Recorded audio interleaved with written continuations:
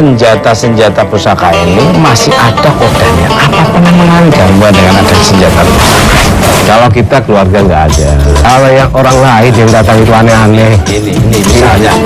Ini aneh ya.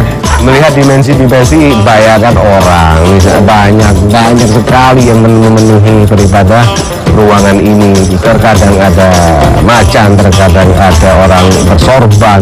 Nah, Ustaz, bagaimana seharusnya secara Islam kalau kita menyimpan benda-benda pusaka yang memiliki kodam seperti ini?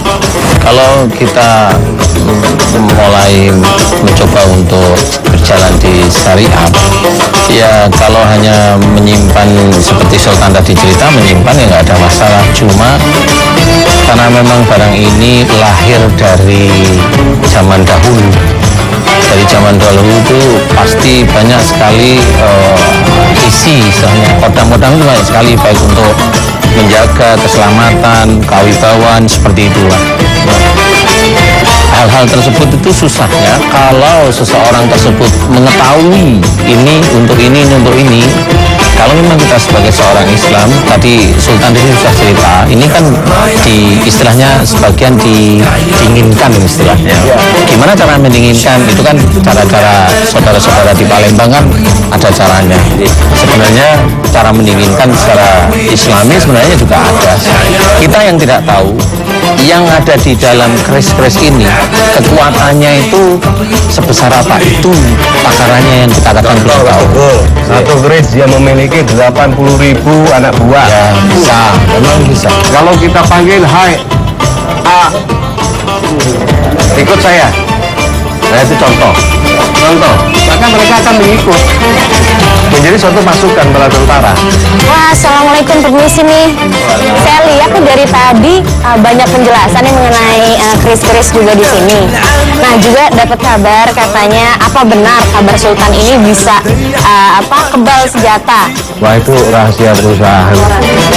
Pemirsa, wah, tapi benar nggak sih? Tapi kita para raja, keseluruhan para raja-raja Sultan ini, ya kita ada pencak keraton. Bahwa pencak keraton itu kalau kita latihan pakai benda-benda itu, bukan benda kayu-kayuan, pisau-pisauan. Tapi kalau lewat kena betul. Ya, jadi yang memintanya hanya satu, hanya meminta kepada Allah. Oh iya, benar. Oh ya, Mas Joko, aku mau tanya nih. Aku mau cerita juga, kemarin itu aku sama Ustadz Danu jalan-jalan tuh ke Kiai Muhammad.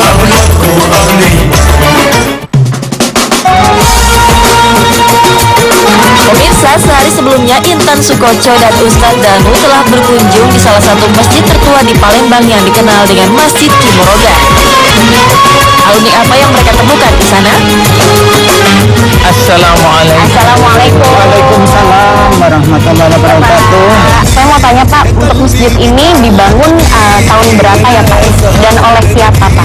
Masjid ini dibangun tahun 1871 Masehi oleh Kiai Mas Agus Haji Abdul Hamid. Beliau sendiri ya? Iya, beliau sendiri. Pak Haji, saya mau tanya nih, kenapa sih Kiai Abdul Hamid itu dulu kok bisa disegani Belanda itu?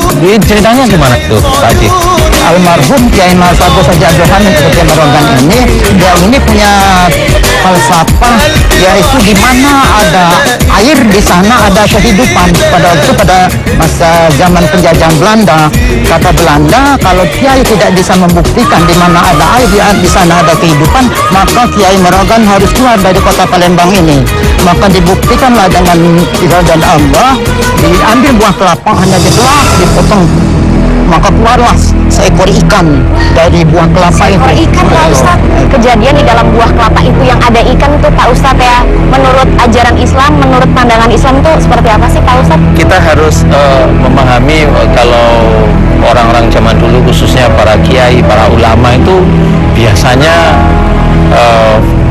punya sesuatu ilmu, atau orang-orang kita bisa memberikan nama itu karomah. Nah, banyak orang mengaku-ngaku punya karomah, tetapi sebenarnya dia ilmu dunia.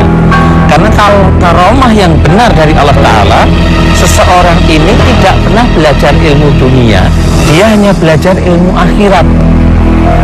Jadi tentang fikihnya, tentang akidahnya, tentang semuanya, dari mulai sholat, puasanya, kemudian ibadah-ibadah yang wajib dikerjain, kemudian dan ibadah sunnah dikerjain, kemudian dari tutur bicaranya, cara berpikir, semuanya ini kerjain semata-mata kan Allah.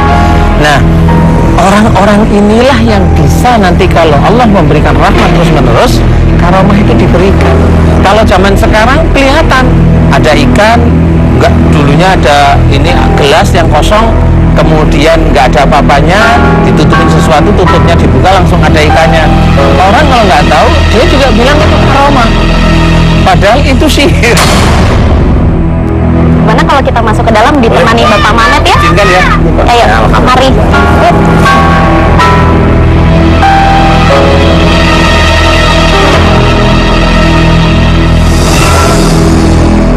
Ada buah-buahan yang memabukkan.